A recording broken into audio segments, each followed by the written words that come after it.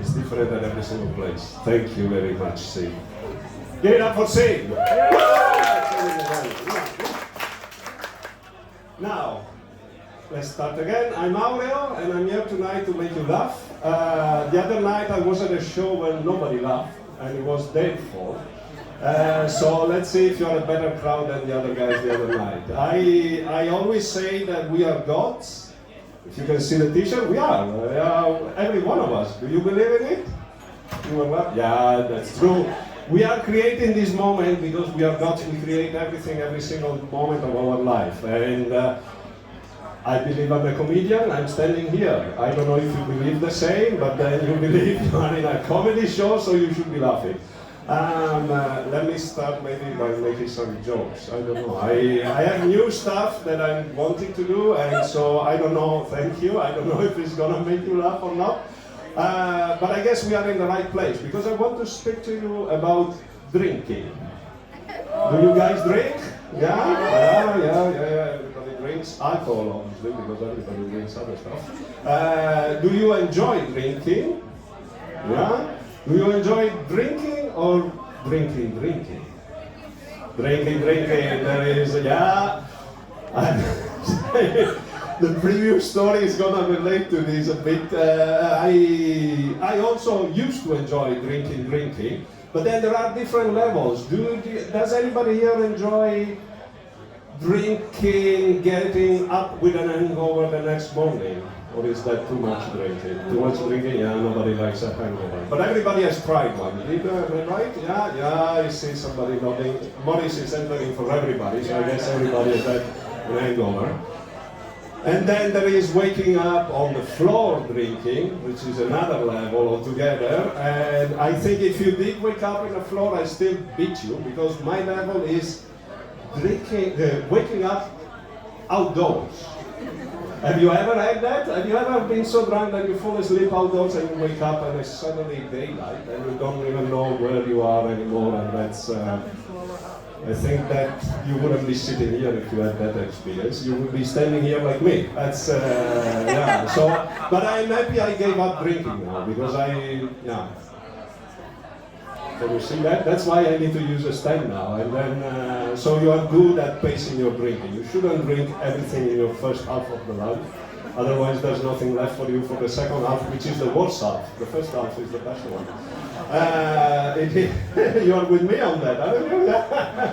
For the people that are already on the second half, you know what we're talking about. But there was something I used to do. So, well, first of all, why did I drink that much? I'm Italian. And in Italy, we start drinking at 12. And that's the age, not the time. My grandparents started giving me wine before even I was 12. And with the time, we actually start drinking before 12. Because you know how everybody is very fond of aperitif. Everybody thinks aperitif is popular. But aperitivo in Italian, it's to drink before a meal. And that meal is usually lunch, not dinner. And I know that for the Dutch, lunch is just a piece of bread with something spread on it, and it becomes lunch only if you launch it away. And so you're not used to drink before the lunchtime and only before dinner. But if you're Italian, any time of the day is good for drinking. 2 a.m., 3 p.m., 6 a.m., it doesn't really matter. As long as it's good wine. And I do come from where they make Prosecco. So it was impossible not to be drinking where I come from. Italy makes 20% of the worldwide wine, and I come from Veneto, which makes 20% of the Italian wine. So it's the place in the world where there is the most wine for sure. One of the best wines. Morris is nodding again. So I agree. Yeah, you agree. Perfect. And so we all used to drink there. It was impossible not to. And another thing we all used to do, which I think was very fashionable back then, but now people don't do anymore, we used to drink and drive. A lot, yeah. I guess in Lithuania was the same, maybe. I don't know. You slept at your friend's house. Still is. We would drive home. Why sleep at somebody else's house that you don't know? Just drive home and your car is going to take you home. I think I used to have a self-driving car before they were a thing. You know, I was, or maybe That turn is I had a driverless car because I wasn't there at all. I was sitting in it, but I was, it was normal. It was really, you would go out with 4 friends, everybody would have their own car, you go to a place, you drink like here, and then you say, where do we go? We go somewhere else, and you keep going around with your car drinking until somebody eventually dies. That's the downside of it. Yeah, I was a good drink driver. I survived the time. You know, I'm still here with you to tell the story, and I'm not on the other side. It might be better on the other side. We don't know, do we? Yeah. So that was my experience with drinking, and I got home so drunk so many times. At one time I was out with my brother. We were both out, both with our own cars, even though we lived in the same place. And then he got home before me, and then I get home and I go upstairs and I hear he's in the bathroom. And you know, if anybody has siblings, you know you have shared bathrooms. You don't really have the time for yourself on the bathroom, especially when you're young. And I walk into the bathroom and I see he's washing his teeth. And I look in through he realized that I'm there, and he looks through the mirror back to me. And I look him in the face and I say, that's my toothbrush. It's really... Have you ever had that? He looked at me, looked at the toothbrush, and, oh no, Papa. He started washing his mouth with soap as if I had any disease that he wouldn't have anyway. And then I realized one important thing. He might have done that every single night we got back home drunk, and I never caught him, and I caught him only that night. Yeah, so that's what happens when you're sharing a bathroom with siblings. They might be using your stuff without you knowing. Especially if they're drunk. And we drinking is, I have a nice story for you, which I think is nice. My wife doesn't believe it's nice, but because she's part of the story, and it goes back, it was New Year's Eve between 2000 and 2001, so that's how old we are together, how long we live together. And maybe some of you were not born to celebrate that New Year's Eve. Oh no, but they are, because Sid said everybody is above 25. So you're old enough for this story. We were there, we were in Manchester, and we were together there, and because we were in England, we said, okay, let's go out and celebrate with some people outside. And being Italian, food is the primary need you have.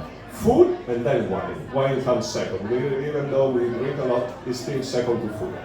And so I said to my wife, okay, we go there, we eat something with them, and then we celebrate New Year's Eve and we come back home. She was sure that there would be food, but then we get there, and you know how British people are. They consider beer food. And so there was only beer, and so we ended up drinking and drinking and drinking. My wife actually doesn't drink, so I was the only one doing the drinking. And I had 3, 4, 5 pints. Midnight came, I didn't realize there was midnight, the celebration. I don't even remember going back to the hotel.